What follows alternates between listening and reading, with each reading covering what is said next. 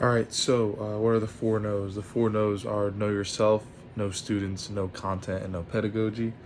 Know yourself basically means like know who you are as a person, know why you're teaching health and PE, and know your motivation and know your passion. No students means know what teaching strategies work best for your students and know how your students retain information the best. So this way, they're able to retain what you're teaching. And then no content just means know what you're teaching, know what's in the curriculum, know what like your lessons are, obviously, and no pedagogy is know how to deliver that information so your students are able to retain it in a successful way. How are personal and professional identity separate and how they related? So your personal identity is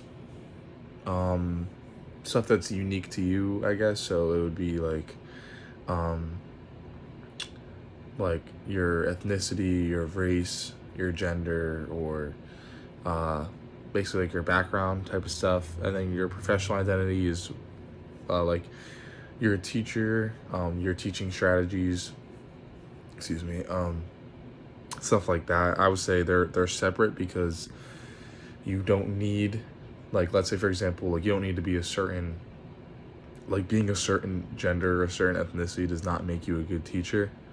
But on the contrary, like having good teaching strategies and being patient and like knowing your content well, that does make you a good teacher. And like being able to deliver your content and like your pedagogical strategies, like that does make you a good teacher. And I would say they're related because like they both make you who you are in a sense, meaning you can't, like, I'm trying to think out how to word it, you can't be like someone else. Like they both make you who you are. So the next one, um why does personal and professional identity of teachers matter in physical education? I say they matter because you want to have an identity to yourself. You don't want to be like a boring teacher and just walk up and be like, all right kids, today we're gonna kick a soccer ball. Like that's not, you want to have passion. You want to express your identity in a professional way, in a way that relates to the content. I would say. The next one is what differentiates a job and a profession, an employee and professional. A job is, like, for example, like working at Wawa or something. It's just something to get money. You're not really too passionate about it. A profession is something you're passionate about, that you work for, and it's something that maybe isn't necessarily all about the money. It's something that you want to do, and you want people to try to think. It's something you want to do, and that's your passion. Um, and then an employee and a professional. An employee is someone who just shows up and gets the job done, and then a professional is someone that strives to be the best in that said job and wants to do the best at that job. Um, Next one is how is student identity related to PE and teaching? Student identity is related to PE and teaching because, let me see how I could word this. You're gonna have a bunch of like different students and different backgrounds, especially, and then teaching PE especially makes it more difficult because you could have students with disabilities that can't perform the task the same way that the other students can, or they may need an accommodation, just like in a regular classroom, but especially in PE because you're active and you're moving, and so that can become an issue. Not really an issue, but that could just become an obstacle to work around. Um, what is culturally relevant pedagogy and why is it important? Culturally relevant pedagogy mainly is you're making sure you're delivering information so that's relevant to every student. So, like me, like I'm a white slash Hispanic individual. So I shouldn't just be teaching my way. I shouldn't just be teaching my content just for the Hispanics and like half white kids or stuff like that. It should be like I should be able to teach all different types of races and really really like have them relate to it too, just so they feel included, and it shouldn't just be centered around one culture. What the savage inequalities reveal about students, teaching, schools, and money? I think, well, the whole main thing of the article was that Cherry Hill and Camden, even though they're so close to each other, they're so drastically different. With Camden being very poor and run down and doesn't get a lot of funding, and then Cherry Hill is the complete opposite. They get a lot of funding. They're a big school. They have all the best equipment, even though they're right next to each other. It's kind of saying that the districts or and the government's pouring the money into a certain like area just because they're seen as like upper class, and like they don't even really need the extra materials, but they keep getting them anyway. And meanwhile, Camden needs the extra materials, but they're not getting them. What is physical education? Physical education is a learning process. So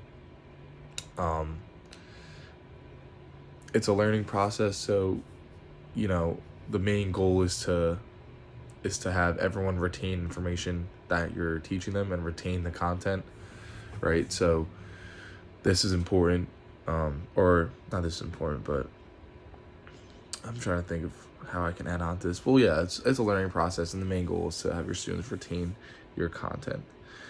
What is the main goal of physical education? What then should be your goal as physical educator? I kind of just said it, but the main goal of physical education is to teach students like movement concepts and have them be able to move their body and retain the knowledge and retain the content that you're delivering. And then your goal as a physical educator should be being able to deliver your content in a way where it's retainable for your students. What is learning? Learning is a permanent change in behavior. So, like the example we used in class, like you learn, I think you actually used me as an example. So you learn how to tie your shoes at a very young age, and then after that, you don't need to keep repeating it and learning how to do it like all the time. Like it just comes as like second nature. So I would say the goal is learning is be able to have your content be like second nature to your students.